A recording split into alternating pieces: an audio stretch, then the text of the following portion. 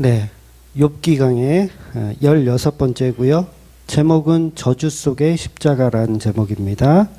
욥기 7장 1절에서 10절까지 말씀 보겠습니다. 욥기 7장 1절에서 10절까지 말씀, 네, 한 목소리로 읽을게요. 이 땅에 사는 인생에게 힘든 있지 아니하겠느냐? 그의 날이 품꾼의 날과 같지 아니하겠느냐? 종은 저녁 그늘을 몹시 바라고 품꾼은 그의 삭을 기다리나니 이와 같이 내가 여러 달째 고통을 받으니 고달픈 밤이 내게 작정되었구나. 내가 누울 때면 말하기를 언제나 일어날까 언제나 밤이 갈까 하며 새벽까지 이리 뒤척 저리 뒤척 하는구나. 내 살에는 구더기와 흙덩이가 의복처럼 입혀졌고 내 피부는 굳어졌다가 터지는구나. 나의 날은 배틀의 북보다 빠르니 희망이 없이 보내는구나. 내 생명이 한낮 바람 같음을 생각하옵소서. 나의 눈이 다시는 행복을 보지 못하리이다. 나를 본 자의 눈이 다시는 나를 보지 못할 것이고 주의 눈이 나를 향하실지라도 내가 잊지 아니하시리라. 구름이 사라져 없어질 같이 수월로 내려가는 자는 다시 올라오지 못할 것이니 그는 다시 자기 집으로 돌아가지 못하겠고 자기 처소도 다시 그를 알지 못하리이다. 아멘. 네, 욥기서는 계속해서 저주를 노래하고 있습니다. 그 지난 6장에서 보면 욥의 친구들에게 주로 이제 욥은 무정함에 대한 그런 무정하고 너희들은 무정하고 비겁하다라는 것을 토론했습니다. 그럼에도 불구하고 마지막에 가서는 친구들과 갈라서기를 원치 않는 모습을 보였죠. 그러면서 돌아오라 이런 얘기를 했습니다. 그래서 친구들과 화해를 시도하려는 그런 모습까지 보였습니다. 그런데 친구들이 반응이 없죠. 친구들은 그런 반응이 없습니다. 그래서 친구들의 태도에 오늘 본문은 이제 욥이 스스로 독백하면서 이제 하나님께 무언가를 이야기하고 있는 대사를 우리가 본문으로 읽었습니다. 그러니까 정리를 하자면 이제 엘리바스의 주장과 욥의 주장이 이제 다른 거죠. 그래서 엘리바스의 주장은 인간이 고난을 당하는 것을 이제 그 고난을 당하는 것은 인간의 탓이다라고 죄의 탓이다라고 엘리바스는 말하는 거고 욥이 고난받는 것은 인생 자체에 내포되어 있는 그런 문제로 제시를 하는 거예요. 그냥 인생 자체에 그런 문제들이 다 있다라고 이야기하는 거죠. 그런데 이 두 사람의 말은 사실은 둘 다 맞는 말이에요. 엘리바스의 말도 맞고 욥의 말도 맞습니다. 다만 그 상황과 누구에게 적용하는가에 따라서 틀리기도 하고 맞기도 하고 이렇게 되는 거죠. 그러니까 쉽게 말하면 한국말 중에는 문자로만 해석이 어려운 말들이 있어요. 문자로만 해석이 불가능합니다. 이건. 그러니까 예를 들어볼게요. 여기 자리 있어요. 여기 자리 있어요. 여기 자리 있어요. 우리 교회에서 많이 하는 거 아닙니까? 여기 자리 있어요. 이 말의 뜻은 뭘까요? 네. 자리가 비었으니까 빨리 와서 앉으라는 뜻도 되고 반대로 여기는 이미 누군가 자리를 차지했으니까 너는 딴 데로 가서 앉아라 라는 말도 돼요. 같은 문자 여기 자리 있어요를 가지고 해석은 정반대의 해석이 되더라는 거예요. 그러니까 이 말을 해석하려면 그 상황과 누가 어떤 말을 누구에게 건넸는지를 알아야 이게 바르게 해석이 된다는 거예요. 그러니까 손님이 식당에 딱 들어갔어. 근데 문 앞에서 막 서성여. 이렇게 문 앞에서 막 서성거요. 그러면 주인이 얘기를 하겠죠. 여기 자리 있어요. 이 뜻은 뭐예요?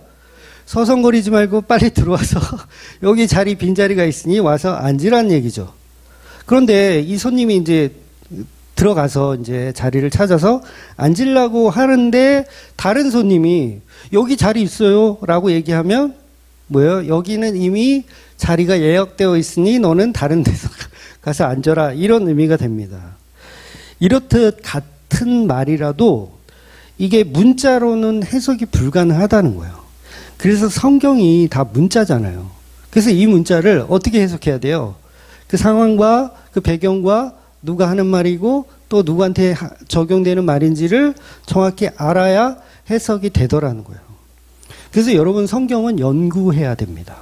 연구해야 돼요. 그냥 다 보이지가 않아요. 그러니까 신내림을 받아서 그냥 다 보이는 게 아니에요. 연구해야 돼요. 왜냐하면 말씀은 성령으로 이미 태어난 말씀이기 때문에 이 말씀을 가지고 묵상하면 성령님께서 그걸 도와주시는 개념인 거예요.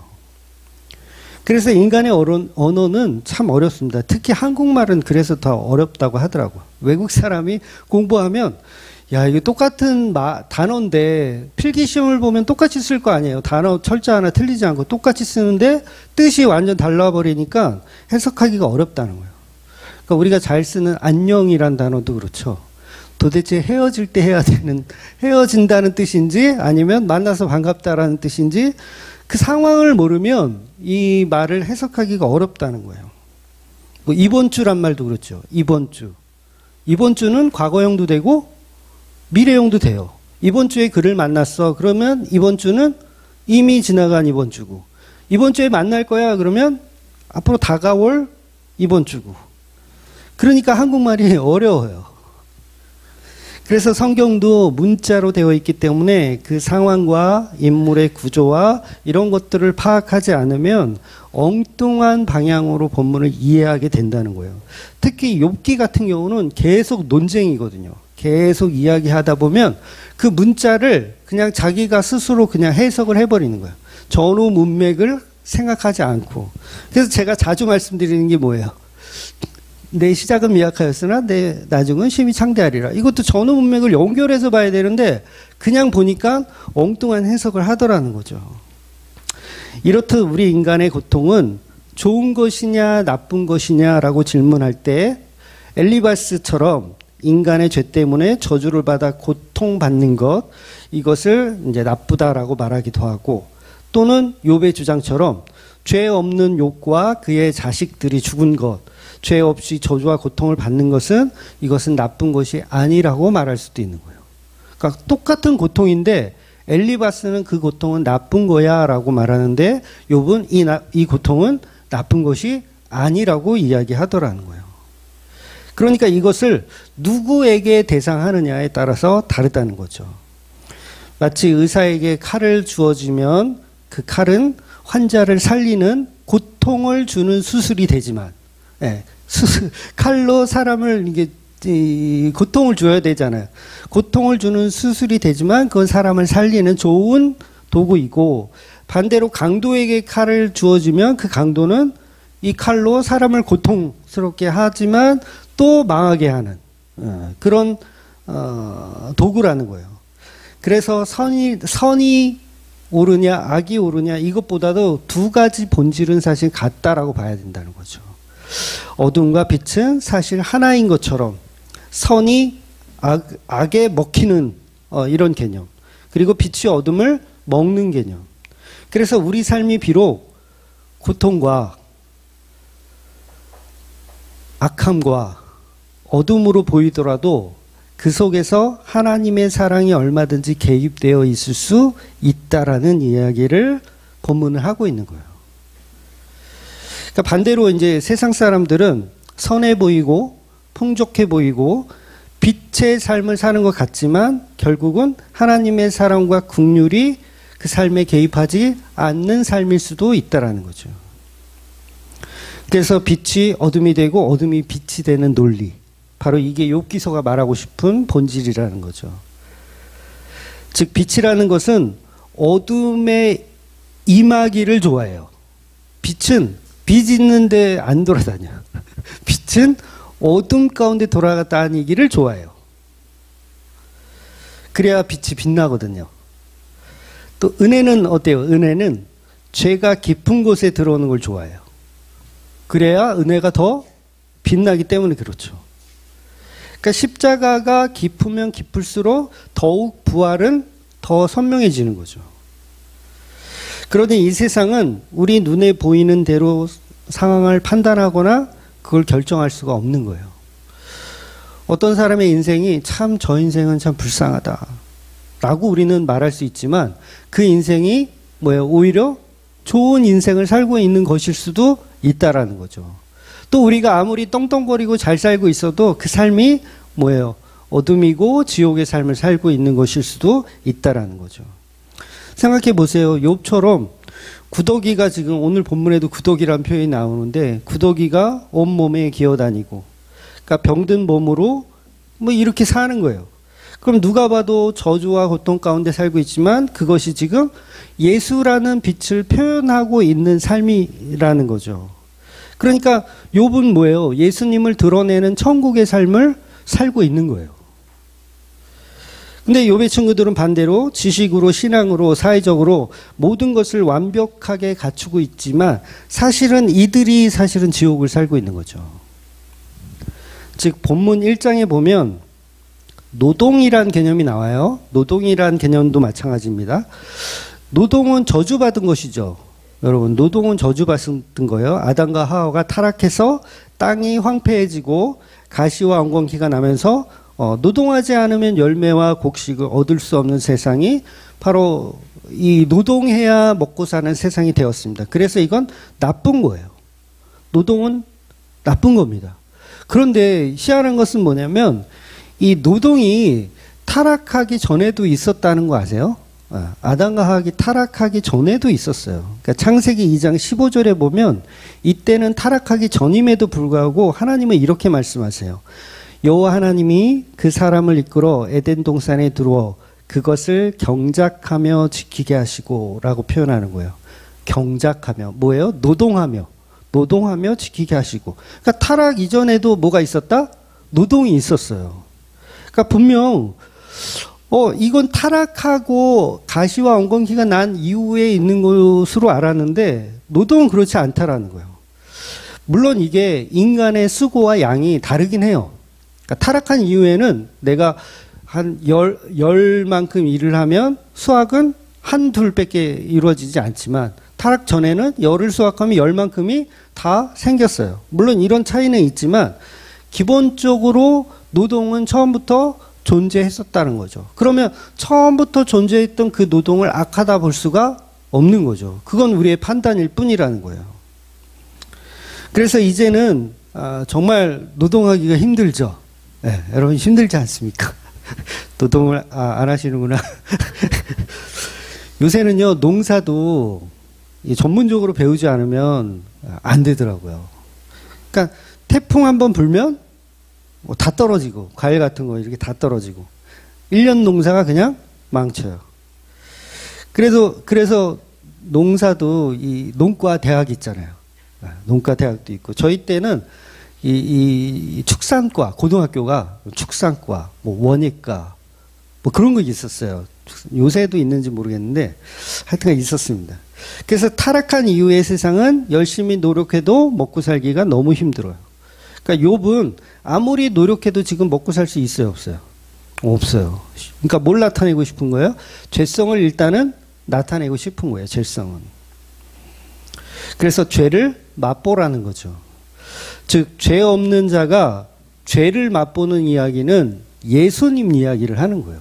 죄 없는 자가 죄를 맛보는 이야기. 그러니까 결과적으로 성도가 아닌 세상 사람들은 당연히 자기들의 죄 때문에 이 세상에서 죽도록 노동하며 고통받으며 죽어가는 인생이 맞아요. 그거 맞습니다. 그게 틀리다는 거 아니에요. 그러나 성도에게는 그 고통을 대속해 주신 분이 따로 있잖아요. 그래서 대속해 주신 분이 받는 그 저주를 우리가 경험하라고 이 땅에서 노동하는 거예요. 그러니까 그 십자가의 은혜를 알아가도록 이 삶이 노동의 삶인 거죠. 그래서 노동이 힘들면 힘들수록 은혜를 더 알게 되는 거예요. 그래서 같은 노동인데 세상 사람들은 죗값을 치르고 있는 노동이고 성도는 노동을 통해서 은혜를 배워가고 있는 수단이라는 거죠. 그래서 성도는 어떠한 삶의 순간에도 그 어떠한 노동의 고통의 순간에도 십자가를 배우고 있는 거예요. 나의 인생을 통해서 예수님의 은혜를 배우라고 주어진 삶이라는 거예요. 그러니까 우리가 노동 말고도 정말 많은 고통들이 여러분 삶 가운데 오잖아요. 앞으로도 올 거고. 그거 다 뭐예요? 예수님의 은혜를 알아가라는 하나의 사인으로 성도는 이해해야 된다는 거죠. 그러니 지금 욥은 누구의 인생을 배우고 있는 거예요? 자기의 인생을 배우고 있는 게 아니라 예수님의 십자가 인생을 배우고 있는 거예요. 요나가 제가 그 전에도 말씀드렸지만 요나가 바다에 빠지고 물고기 배에 들어가요. 고통을 경험하는 이유도 뭐라 그랬어요? 겉보기에는 요나의 어떤 불순종이나 요나의 어떤 그런 아주 악한 모습을 이렇게 고통스럽게 드러내는 것으로 묘사하고 있지만 여기 자리 있어요. 아까도 말씀드린 여기 자리 있어요로 바르게 해석해 보면 어떤 의미가 되냐면 요나는 그냥 예수님의 삶을 경험하는 거예요. 경험하고 있는 거예요. 그러니까 요나의 상황과 위치를 염두에 두지 않으면 전혀 다른 해석이 나올 수밖에 없어요. 나중에 이제 요나 강해를 한번 해보고 싶거든요. 요나 너무 짧은 서신서라서 물고기 뱃속에 들어간 이유는 예수님의 무덤이 어떠한지를 경험하라고 요나가 물고기 뱃속에 들어간 거예요. 인간의 순종이나 불순종에 관한 이야기를 하는 게 아니라는 거예요. 십자가에 죽으신 예수님이 선지자적으로 어떻게 경험하는지를 미리 선지자가 경험을 하는 거죠. 그런데 우리는 요나를 불순종의 아이콘으로 다 만들어 놨죠. 우리는 그 불순종의 아이콘처럼 그러지 말고 어떻게 하자? 하나님의 말씀에 순종하여 종교적인 교훈을 이렇게 유출하는 그런 본문으로 이해하더라는 거예요. 근데 요나서의 목적은 그렇지 않다는 거죠. 요나 자신은 선지자로서 하나님께 최선을 다하고 있었던 거예요. 이게 어떻게 이해해야 되냐면 니느웨로 가라 그랬잖아요. 니느웨는 어디예요? 하나님이 명령하신 원수의 땅이에요. 원수의 땅에 가서 복음 전해라 그 말입니다. 분명히 평소에 하시는 말씀하고 달라요? 맞아요. 평소에 하던 말씀하고 달라요. 왜냐하면 평소에는 하나님은 누구의 하나님이에요? 이스라엘의 하나님이셔요. 니느웨의 하나님 아니에요. 이스라엘의 하나님이라고요. 그리고 요나는 어느 선지자예요? 이스라엘의 선지자이지 니느웨의 선지자가 아니에요. 대한민국의 하나님이고 예를 들면 대한민국의 하나님이고 대한민국의 선지자이지 일본의 하나님이 아니고 일본 선지자가 아니라고요. 그런데 하나님이 어느 날 갑자기 일본에 가서 전도를 하란 말은 그건 뭐예요? 선지자가 듣기에 그 일본을 용서하겠다 이렇게 들리는 거예요. 그러면 하나님이 이스라엘의 하나님이 아니죠. 이미 일본 놈의 하나님이 된 거예요. 그러면 이거를 전문 용어로 노망 들렸다 그러는 거예요. 아, 여기서는 좀 웃어줘도 되는데 심각하네. 그러니까 하나님이 노망이 들린 거예요. 누가 볼 때? 선지자가 볼 때 이스라엘의 하나님인데 일본 하나님이 돼버린 거예요. 노망이 들렸어요. 그럼 어떻게 돼? 그 말을 들어야 돼요? 안 들어야 돼요? 안 들어야 돼요. 나는 이스라엘의 하나님을 믿고 나는 이스라엘의 선지자다. 그러니까 당신의 말은 지금 노망 들렸으니 당신이 정신을 차릴 때까지 나는 잠시 도망가야 되겠다. 땅 끝으로 도망가야 되겠다. 이게 엄청난 순종을 하고 있는 거예요. 무슨 얘기인지 이해가 되세요? 엄청난 순종을 하는 거예요. 왜냐하면 그동안 내가 듣고 내가 경험한 하나님은 그런 하나님이 아니니까. 그러니까 그 하나님을 뭐예요? 끝까지 지키기 위해서 다시스로 도망을 가는 거예요. 그런데 하나님이 어때요? 계속 쫓아오죠. 괴롭혀요. 니느웨를 전도하라니 이건 선지자가 생각할 때 하나님이 노망이 난 거예요. 그러니까 건강해지실 때까지 내가 피해야 되겠다. 그래서 요나는요 떳떳했어요. 도망가면서도 떳떳했어. 배에서 뭐예요? 자잖아요. 폭풍이 치는데 자요. 자기는 뭐예요? 죽어도 괜찮다는 거예요. 나 죽어도 돼. 그리고 요나가 실제로 바다에 빠질 때 스스로 나를 바다에 빠뜨려라 뱃사람들한테 말해요. 나를 죽여라. 나 때문에 지금 이 폭풍이 일어난 거니까 나를 죽여라. 자기 목숨을 이렇게 어떻게 생각해요? 별로 그렇게 중요하게 생각 안 해요. 그런데 우리는 요나를 너무 겁쟁이로 만들어 놨어요. 거기서 물속에 뱃속에 들어가서 막 엄청 회개하고 기도해가지고 물고기가 그 요나를 확 뱉어냈다. 절대 아닙니다. 요나는 죽음도 두렵지가 않았어요. 요나는 불순종의 아이콘도 아닙니다. 그런데 왜 이렇게 충성스러운 선지자 요나를 가지고 이렇게 못살게 구느냐? 하나님이 왜 이렇게 못살게 굴어요? 십자가와 부활을 경험케 하기 위해서 못살게 구는 거예요. 요나의 인생을 뭐예요? 고통 속에 집어넣는 거예요. 그 고통은 어디 고통이에요? 십자가라는 고통 속에 집어넣으시는 거예요. 그래서 예수님 말씀하시잖아요. 내가 너희들에게 보여줄 표적은 오직 요나의 표적밖에 없다. 그래서 그 요나의 표적을 만들기 위해서 요나를 갖다가 못살게 군 거예요.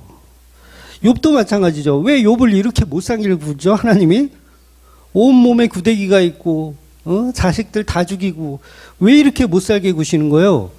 십자가 부활을 설명하기 위해서 못살게 구시는 겁니다. 그래서 이걸요 복음이 아니면 이해할 수가 없는 거예요. 마귀들은 욥의 삶을 이해할 수 없고요, 요나의 삶을 이해할 수 없어요. 그저 회개해라. 요나 빨리 회개해.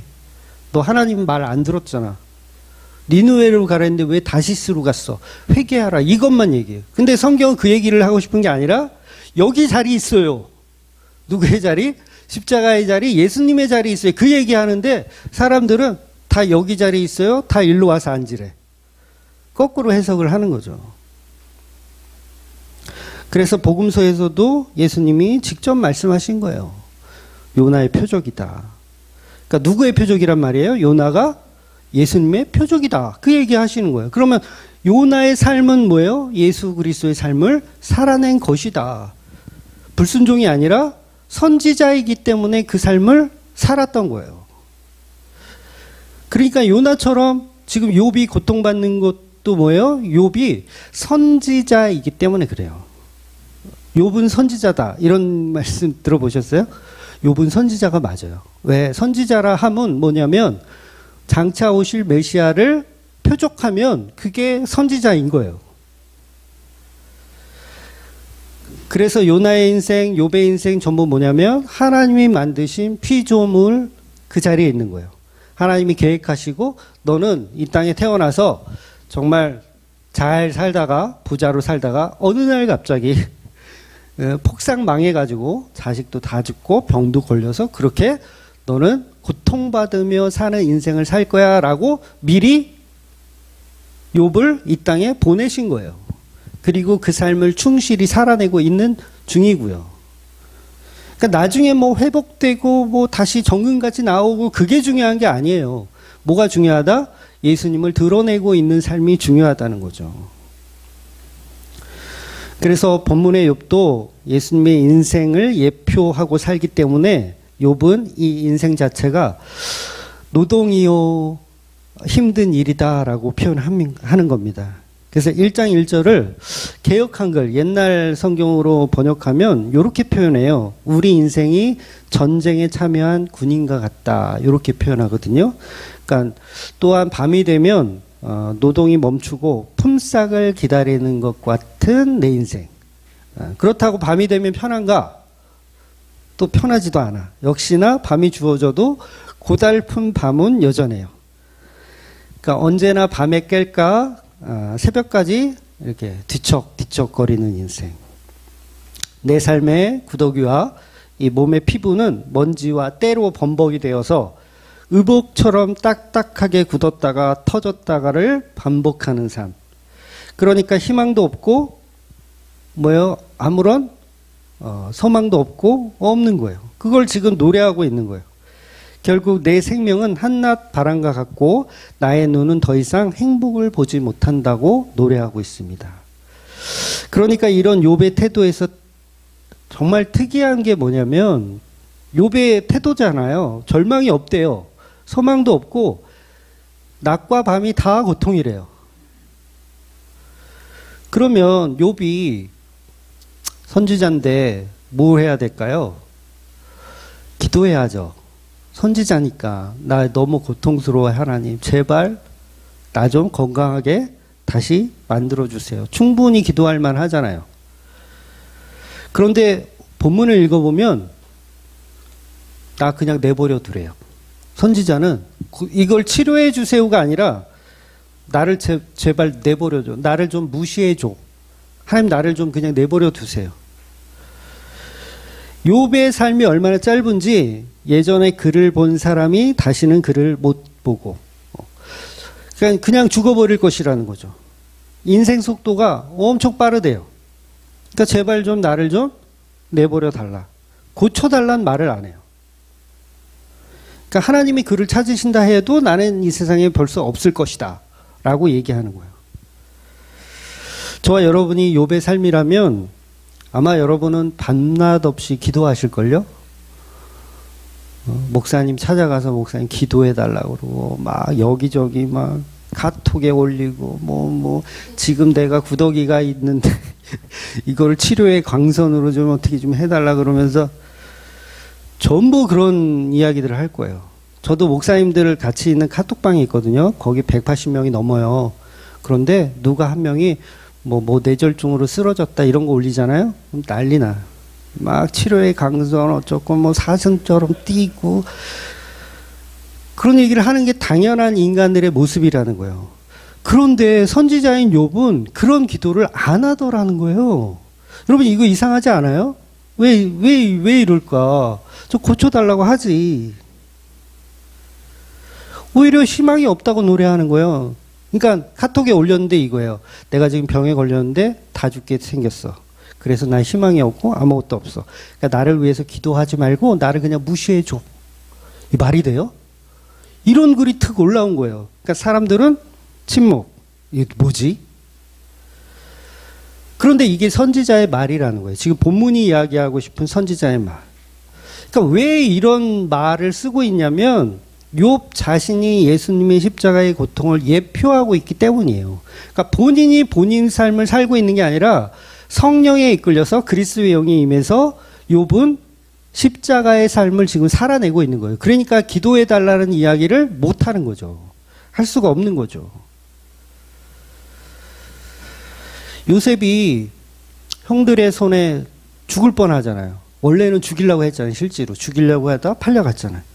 근데 요셉은 그 어디에도 하나님을 원망하거나 나를 다시 살려달라는 이야기를 하지 않아요. 요셉은. 그리고 형들을 복수해달라. 하나님 우리 형들 다 죽여주세요. 그 쌍놈의 인간들 다 죽여주세요. 이런 기도를 할 만도 하거든요. 저는 할 것 같거든요. 저는 할 것 같아요. 근데 요셉은 안 하더라는 거예요. 애굽의 총리가 되어서 형들이 다 자기 앞에 무릎을 꿇고 고개를 숙였어요. 그럼 복수할 만하죠. 근데 요셉은 복수를 안 해요. 너무 상식적이지 않은 삶을 살고 있어요. 구약의 선지자들이 다 마찬가지예요. 그럼 왜 이런 삶을 사느냐? 그리스도를 드러내고 싶으신 거예요. 전부 다. 그래서 저와 여러분이 여러분의 삶도 세상 사람들이 추구하는 삶을 사는 것이 아니라 성령 안에 내 안에 사시는 그리스도를 사실은 드러내는 삶을 살고 계신 겁니다. 그래서 그게 십자가에 죽은 삶으로 보여지게 되어 있어요. 나의 환경, 나의 상황, 아무리 고통스럽고 저주의 삶을 살고 있을지라도 예수를 믿는 사람들이라면 그 어디나 사실은 하나님의 나라를 살고 있어야 되는 겁니다. 그런데 이게 쉬운 건 아니에요. 우리 삶이 워낙에 고통스럽기 때문에 쉬운 건 아닙니다. 욥도 사실은 쉬운 삶을 살고 있는 거 아니잖아요. 어려운 삶을 살고 있어요. 그런데 그 인생을 플랜하시고 계획하시고 계신 분이 하나님이라는 사실을 우리는 기억해야 된다는 거죠. 그래서 제가 자주 말씀드리지만 우리는 예수님의 성품을 담는 게 아니라 예수님의 십자가를 담는 거예요. 성품이 아니라 십자가를 담는 겁니다. 성품을 담잖아요? 그럼 안 돼요. 여러분 교회에서 막 이거 다 때려 부시고 막 이래야 돼요. 예수님의 성품을 여러분이 닮으면 막 조금만 수틀리면 막 막 다 때려 부셔야 되거든요. 막 채찍으로 노끈을 만들어서 주일 빠져 그러면서 이렇게 이런 성품을 닮으라는 게 아니라 십자가를 지고 있는 그 예수님의 성품을 담는 거죠. 예수님 참 버릇없잖아요, 그죠? 나이 많은 어르신들한테 막 함부로 얘기하고. 여러분 그렇게 생각 안 해보셨어요? 예수님 이제 30대 초반인데 바리새인들은 거의 나이가 많거든요. 다 60이 넘으신 분들인데 막 심하게 얘기해요, 예수님이. 그러니까 그런 성품 닮아서 되겠어요? 근데 맨날 예수님의 성품을 도대체 왜 그렇게 기도하는지 모르겠어요. 예수님 성품을 닮는 게 아니라 십자가에 죽는 그 인생을 우리가 닮아가는 겁니다. 욥이 고통이 없었어. 예를 들면 그냥 부자로 떵떵거리며 살다가 생을 마감하고 천국에 갔어요. 천국 가서 무슨 할 말이 있겠습니까? 생각해 보세요. 그냥 부자로 살다가 하인들 막 이렇게 누리고 이렇게 살다가 천국에 딱 갔어. 예수님 만났어. 할 말이 있을까요? 할 말이 없어요. 할 말이. 그런데 욥이 고통이란 고통을 다 겪고 나서 천국 갔잖아요. 그러면 할 말이 많아.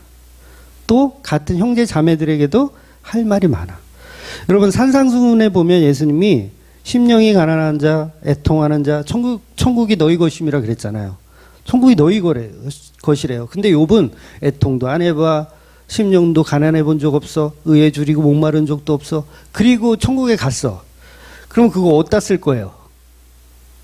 어디다 쓰실래요? 그 욥을. 그래서 그런 삶은 천국에 없다는 거예요. 그런 삶은 없어요. 여러분 중에 혹시 나는 여태까지 고통이 한 번도 없었다. 나는 그냥 부자로 살고 다 행복하게만 이렇게 살았다. 여기 지금 현 순간까지. 그분은 죄송하지만 천국에 못 갑니다. 그래서 앞으로 그 고통을 기대하세요. 앞으로 고통을 기대하세요. 야, 설교가. 그래서 심령이 가난하고 정말 애통하는 자가 천국에 가는 게 맞아요. 그리고 그 인생을 하나님이 그렇게 꾸려가고 계신 겁니다. 그러니까 우리에게 고통과 어려움이 왔을 때 어떻게 해야 돼요? 의연하게 견디셔야 되는 거예요. 신앙이 좋다는 이유로 이 땅에서 고통을 면제받지 않습니다. 나는 신앙 좋으니까 하나님이 나는 고통을 좀 요리조리 피하게 해주실 것이야 라고 보통은 다 그 따위로 기도를 하잖아요.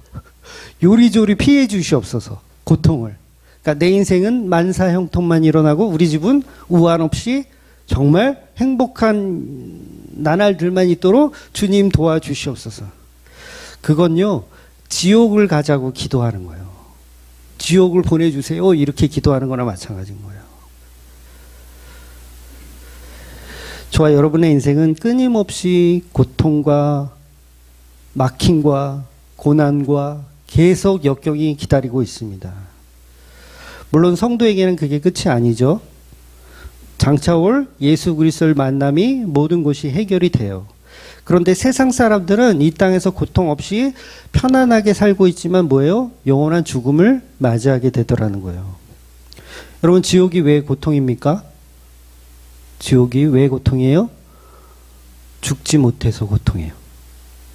죽음은 차라리 난데 지옥은 죽을 수가 없기 때문에 고통이에요. 천국은 왜 희락인지 아세요? 죽을 수가 없기 때문에 희락이에요. 죽을 수가 없기 때문에.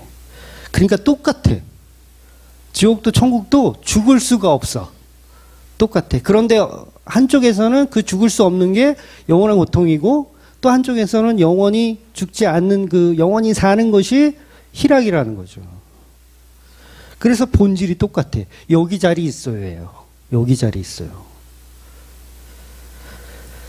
그래서 두 곳은 본질적으로 죽음이 없지만 한 곳은 영원한 긍휼과 사랑이 있는 곳, 한 곳은 영원한 형벌과 미움만 있는 곳. 그래서 욥에게 닥친 고난은 잠시일 뿐이고 인생이라는 그 고난 잠시 동안인 것이고 저와 여러분이 닥친 고난도 마찬가지입니다.